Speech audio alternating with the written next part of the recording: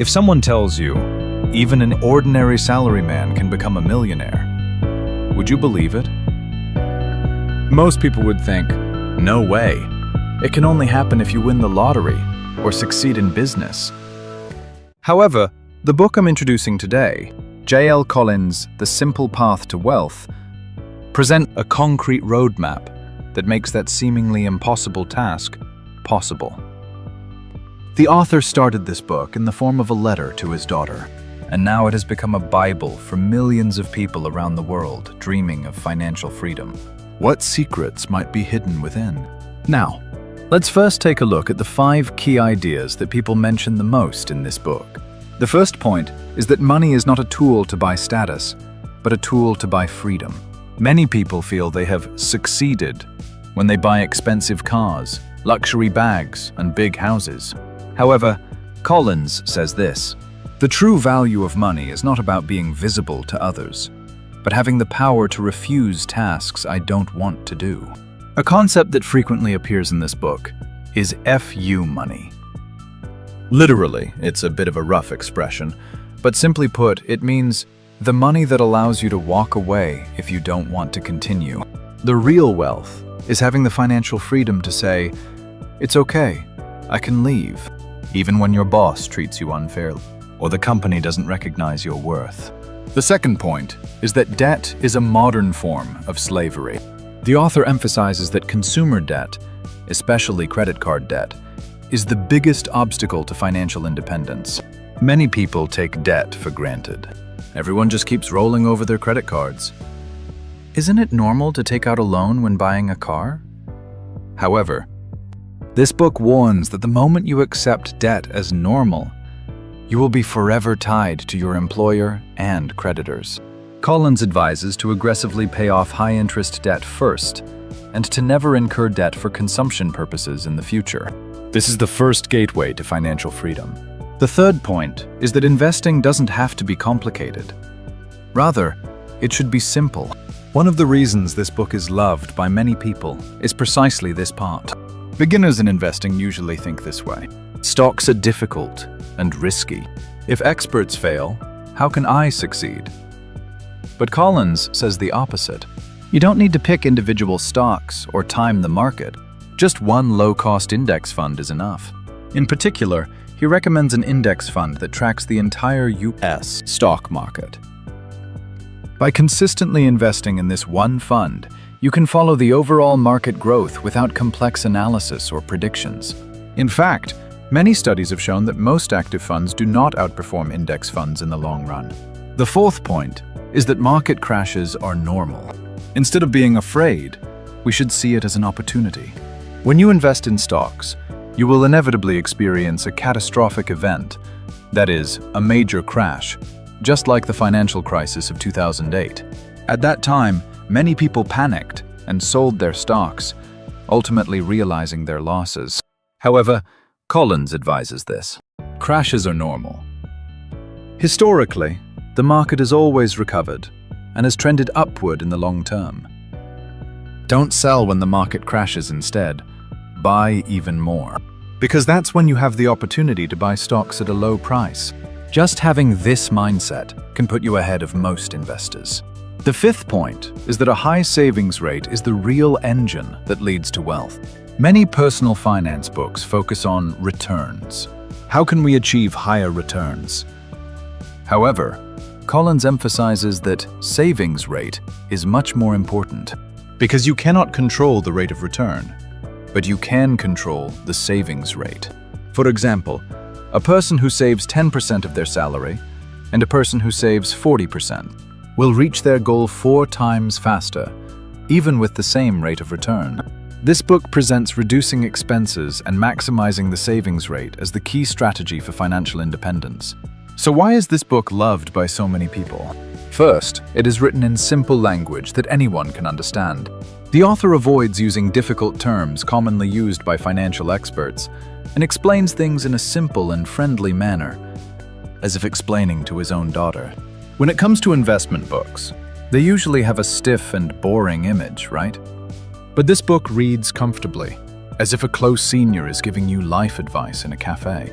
Secondly, It presents actionable and specific plans. Many books just say invest or save and leave it at that. However, this book is different. It provides detailed information on what type of account to open, which funds to buy, when to add bonds, and how much to withdraw safely after retirement.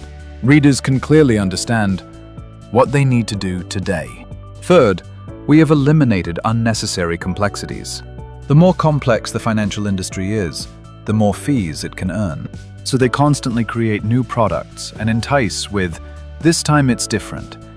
However, Collins ignores all of that and clearly summarizes, "This is all you need." This simplicity actually provides readers with great relief and confidence. Fourth, it changes the philosophy about money. This book is not just a simple investment guide. It poses fundamental questions like, why save money? And what is wealth? Prompting readers to find their own answers. Many readers say that their spending habits changed after reading this book. I realized that freedom of time is more precious than a luxury bag. Now, let's take a brief look at the structure of the book. The first part covers the basic concepts. The book begins with a fable about a monk and a minister. It conveys the message that true wealth is the freedom not to serve a king.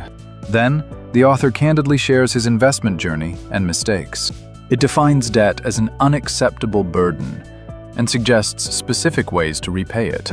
This is where the concept of FU money first appears, which means creating an economic buffer to escape bad situations. It also shows the mathematical basis that an ordinary person can become a millionaire through consistent saving and the effects of compound interest. The second part will focus on investment strategies. It explains how to ignore the fear-mongering of a major crash is coming. The historical fact that the market always goes up in the long run, and why most people lose money. High fees, emotional trading, and the attitude of only trusting experts are major causes. It logically explains how to endure a catastrophic event, that is, a serious market crash, and why index funds are not lazy investments, but rather smart investments. It covers the role of bonds, portfolio composition, the necessity of international funds, and simple options like target date funds in detail. The third part points out common misconceptions in the investment world. It rebuts criticisms of index funds, explains why picking individual stocks is difficult, discusses the difference between lump sum, investing, and dollar-cost averaging, and points out how irresponsible the statements of investment experts on TV can be. It also warns about how to avoid financial scams and bad financial products. The fourth part covers how to manage money after retirement. How much can I withdraw? Here we introduce the so-called 4% rule. Withdrawing about 4% of your portfolio each year means you can use the money for a lifetime without running out. Also, which account to withdraw from first? It includes practical advice on when to start receiving Social Security pensions and how to donate like the wealthy. The final part summarizes the entire content and emphasizes it once again. Spend less than you earn, avoid debt, invest the remaining money in low-cost index funds, and hold on. Then financial freedom will come. The author concludes the book by returning to a letter written to his daughter, encouraging her to believe in and implement this simple yet powerful strategy. Who would you recommend this book to? If you're a beginner in investing, you must read this. It gives you the confidence to think, I can do this, without being overwhelmed by complex financial theories or chart analyses. I highly recommend it for office workers dreaming of financial freedom. It presents a specific escape route. It's also useful for those preparing for the AI era. In a future where AI will replace many jobs, economic independence can become a survival strategy rather than a choice. This book teaches you how to build that foundation. However, it may be too basic for those who already have a lot of investment experience and want complex strategies. What choice are you making right now? Are you receiving a monthly salary and using it for living expenses? Repeating the pattern of waiting for the next month? Or are you saving a little bit of FU money to design your future freedom? What this book is saying is actually quite simple. It's not about complex formulas or advanced techniques. It's not about technology, but rather, use less, save more, leave it to the market, and wait patiently. But as you know, simple things are not necessarily easy.